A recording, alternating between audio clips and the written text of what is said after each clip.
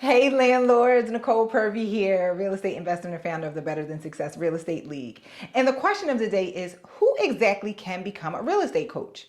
I've been a real estate educator for 6 years, and when I talk to other real estate educators behind closed doors, I'm going to say 50% of the time, the other educator brings up this topic of like, hey, everyone's out there trying to teach real estate and it disgusts me. I mean, I see someone, they did one deal and they're trying to teach real estate and they just started. And I usually, because I don't feel like explaining my whole entire view on this, I usually just be like, to seem like I agree, but I wholeheartedly disagree with that statement. I know, you're like, oh, someone who's new to the game shouldn't be teaching real estate. I totally disagree.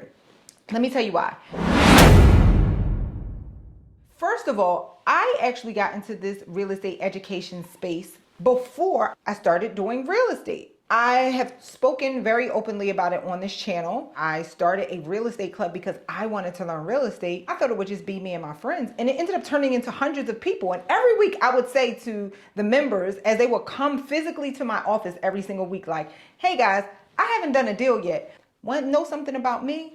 When I decide I'm gonna learn something, I'll learn it. So if you want to come along on this journey, then come. We used to charge people a very low amount, and literally I operated in the red for a very long time, but I wasn't going to pay for hundreds of people to come to my office and eat food every week, right? Because we used to feed them. I'm like, y'all got to pay for the food or something. I truly believe that I scaled my real estate education business very quickly, even while being open with people about the fact that for the first 2 or 3 years, I hadn't done a deal. I was uniquely trained to help people not feel intimidated about the whole experience, about the whole process. Hey, I got a little bit of information. Come on, you can come with me. Hey, I got a little bit more information. Hey, you can come along with me. The answer to this question is, who can be a real estate coach?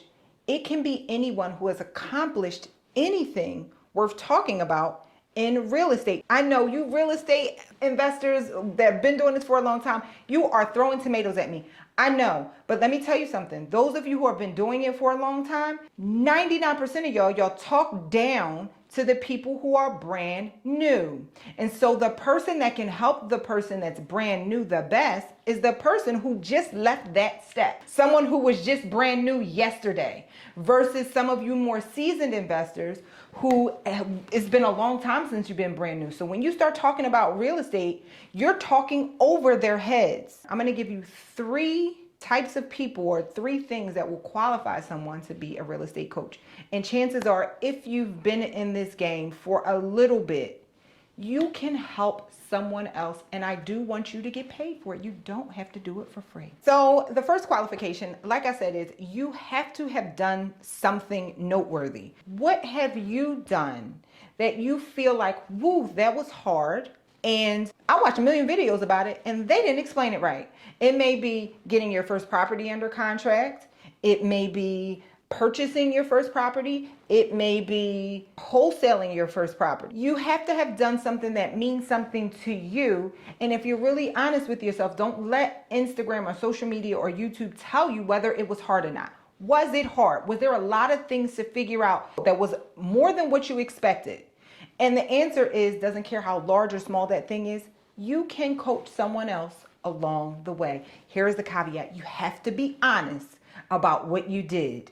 You have to tell people, hey, I did my first wholesale deal and it was hard. I learned a whole lot on this deal. Everything that went wrong could have gone wrong. And so if you need me to handhold you through your first wholesale deal, I can. Maybe you can speak uniquely to your community about helping them with this process. So yes, even you can be a real estate coach. All right, the second qualification is, are you good at teaching? The reality is, if you are good at doing something, doesn't make you good at teaching. I'm gonna tell you, I've been running the Better Than Success Real Estate League for 6 years. At the minimal, I've attended 600 trainings with other coaches who have come in and trained my real estate club. And some of the most seasoned investors are terrible teachers. I repeat that. Some of the most seasoned expert investors are terrible with a capital T, teachers. Can you teach? More specifically, can you teach the person, your avatar? And we'll talk later and more later in trainings about what an avatar is. But can you specifically speak to your avatar to make what you do more relatable, more doable? Can you help clear the pathway for them? Do you have that ability to be able to do that? If you don't, maybe coaching is not for you. Teaching is not easy. Give it as a gift that I have, that I'm good at teaching. But there are other people that are way better at doing and terrible at teaching. So you have to be honest with yourself. Do I have the patience to teach? And can I actually do it? If you do, then you can be a coach. Okay, so here is the last qualification for being a coach. You have to be an honest person. Why do I say that? Real estate is an industry that, because the transactions are so large and there are so many ways to make money in real estate, it attracts so many people who want to do shady things. You have to be an honest person. It goes such a long way in this business, especially if you are approaching this from, hey, I don't know everything, but I do know some things. And so if you're approaching this from, I'm not a complete expert, but I can help you, you want to be honest, because when your students have questions that you can't answer, you want to be able to say, you know what, I don't have the answer to that, but I will find a resource for you. And they will respect you. You don't feel like you have to go and lie about whatever it is. The other thing about this is, whether you're in real estate teaching or you're in real estate actually doing business, you want to be ethical, because word spreads very fast no matter what city you're in.